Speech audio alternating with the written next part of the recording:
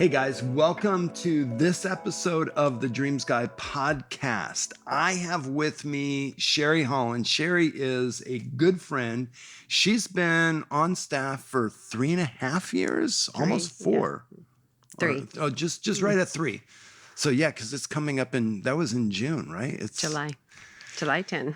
I remember I was in June in Sweden when I got your resume. So she's been around for a while, and she's also our intercessor and also our bookkeeper. So she has some really fun dreams. So I'm curious what dream we're going to end up with today.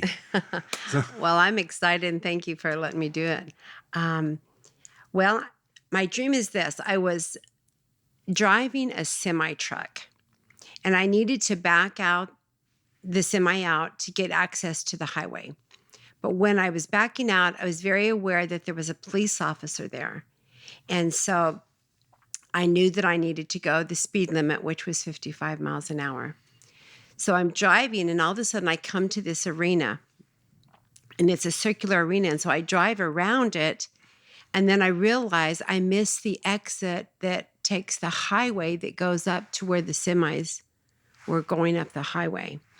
So I'm in this arena, and I see Denzel Washington and his son. So I was going to ask them, how do I get to the exit for the highway? And then all of a sudden I am standing, I'm on foot, and I have a big machine gun. And I look toward Denzel, and I tell him, I have to have this to protect myself. And then I tell him there's an enemy that is after me. It is a man and 2 women. And I knew that the man was tatted up, but I knew that they were my enemy. And all of a sudden, I see a man coming into the arena, and I think it's this enemy. So I shoot him in the neck. And this man steps in, and it goes through this door in his neck. So he reaches up, opens the door, takes out the bullet, flicks it off, and says, I am for you. And I, too, am Denzel's son. So then all of a sudden, I realized I had shot the wrong person. And then all of a sudden, this other person, the ringleader, the real enemy, is coming toward me. And I don't have a gun now. And as he's approaching me, I turn around to look at Denzel's son. And all of a sudden, he's lowered his gun. Like in an honor, like I won, and I'm not going to take you out now. But this enemy approaches me knowing that he is lost. And he said, I challenge you next year, same day, same time. And then I asked him, do you want to fight me or one of my team? He said, I don't care. I'll be back. End of dream. Okay. So let's see if we can remember this one. Okay. In this dream, it starts out, you're in a semi, like a truck and trailer, and you need to back it up so that you can start going on the freeway to drive to your destination. And as you're backing it up, you realize that there's a policeman there, so you need to be very careful. And you know on the freeway that the speed limit is 55, so you're trying to stay within 55.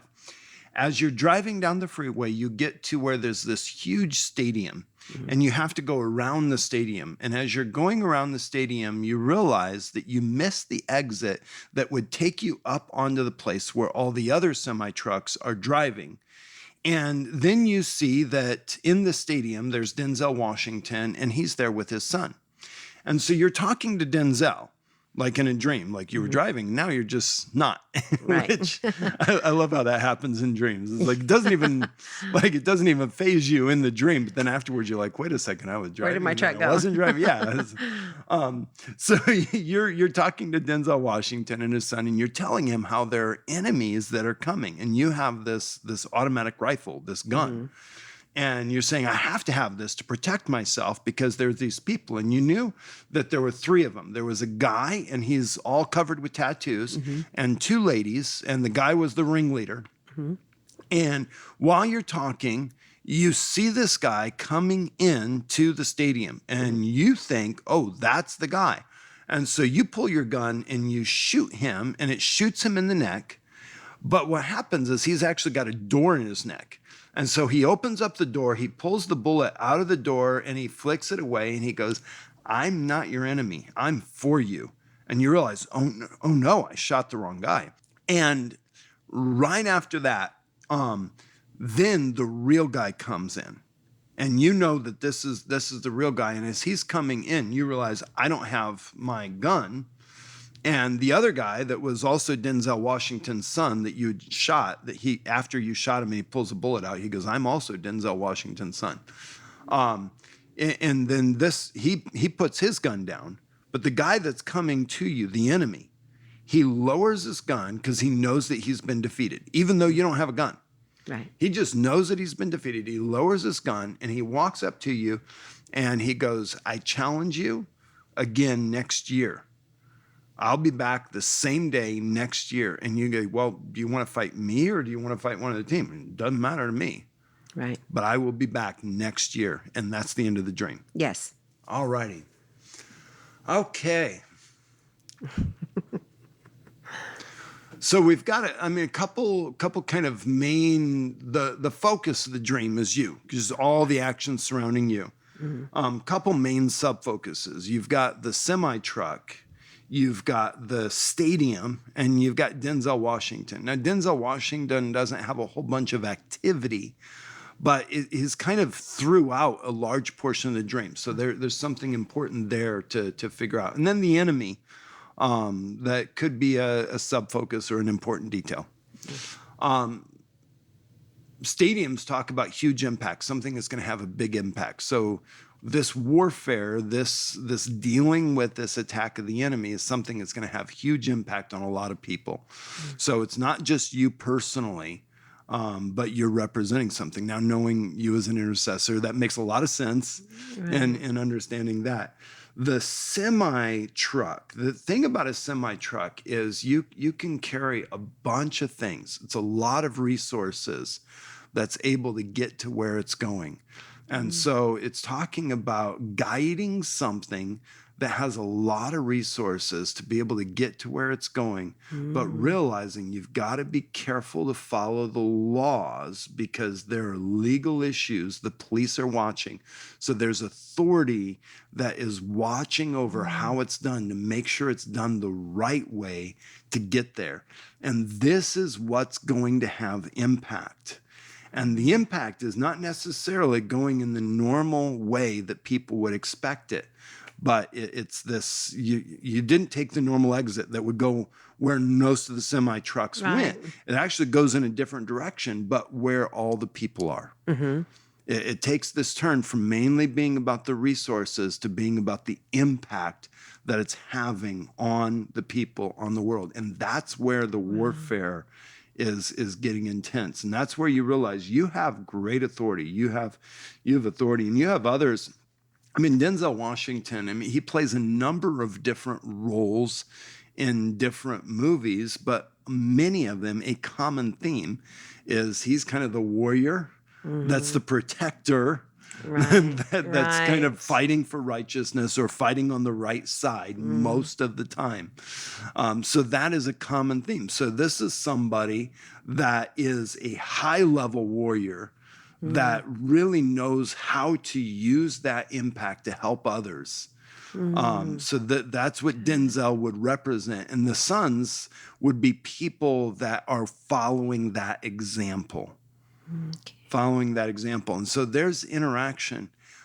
There's a warning to be careful in how you use your authority to make sure that you're using it against the enemy, because you might accidentally use your authority against somebody that you shouldn't use it against. Right? I thought that it was the person, but it actually wasn't. It doesn't create damage, but it does. It's the voice, the throat. It's talking about the voice. And it has to be, the effect of that has to be removed.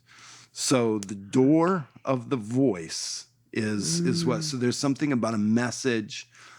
It didn't get hurt, didn't get affected. So it's not like, it's going to ruin anything. Devastation or anything. It's just being careful and realizing that there are ones that are on the right side, that may not necessarily look like it initially, and recognizing the authority.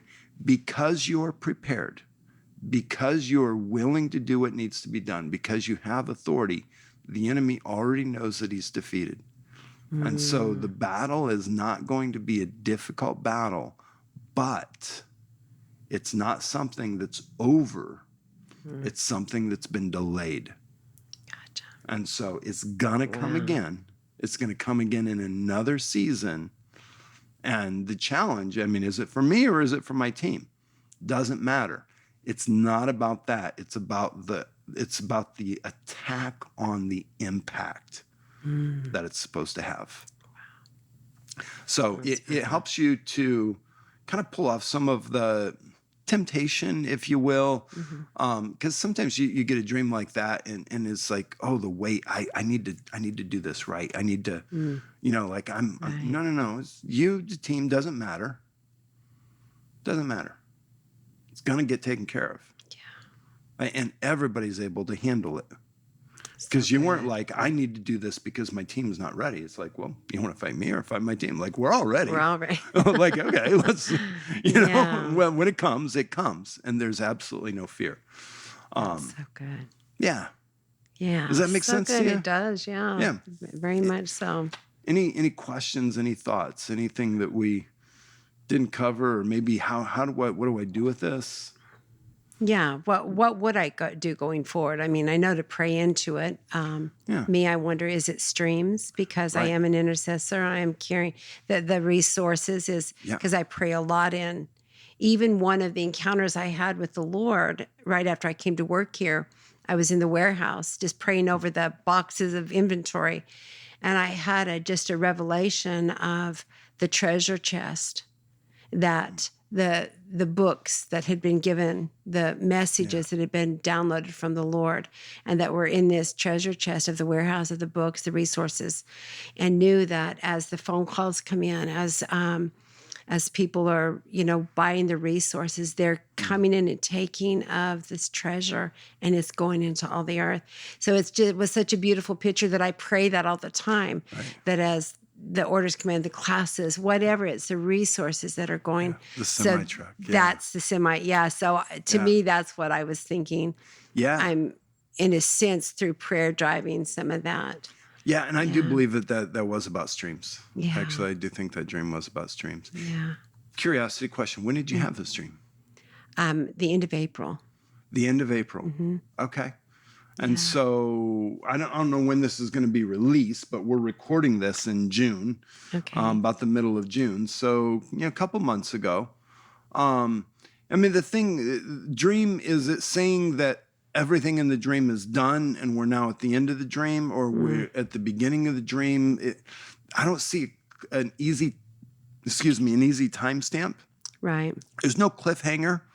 A lot of times when there's a cliffhanger, it's like, oh, I don't know what's going to happen next. Right. It'll kind of give you a timestamp. So I'm not sure. Are we now in that place of watchfulness where we're recognizing that the enemy has an attack and that it's going to be done, or have we passed the test? Have we were able to route the enemy's attack, right? But just realizing that it's going to come back. Right. In the next year. So either way, there's a sense of watchfulness, of Lord, let us be ready. Don't let us put our guard down, and help us to not attack, not use our authority on those that actually are not our enemies. That's so good. That wisdom to know. Yeah, that wisdom to know, that wisdom to recognize, so that we can step in and realizing how we're not the only ones fighting the battle. Right. Right. Denzel and his sons, like the other ones, that there were others that were there. And we're not the only ones fighting the battle. And so realizing you're not the only one that has to fight this battle, that there are others that are there, and having that openness in that expectancy of God doing something to stop the attack of the enemy. And realizing that there's going to be a season of reprieve where the enemy is going to pull away Yeah. And, we've been dealing with some spiritual attack. Like we've been Right. fighting a battle, and there's going to be that kind of that reprieve, but not to let our guards down, because it's going to come It's back come again. back It's just in around. another season.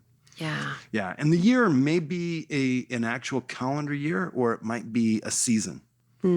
Like it could be either one. A lot of times dates are not literal in dreams. They sometimes are.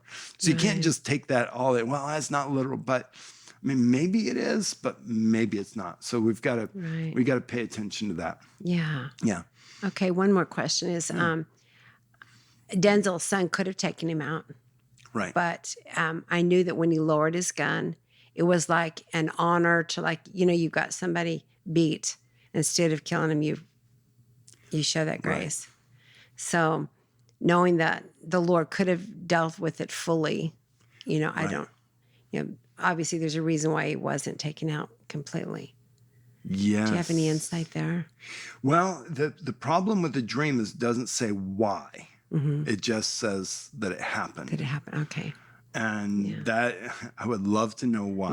Why? We all want to know the whys. It would take more revelation than what was shared in the dream, and I don't know that I have that revelation on the why. Okay.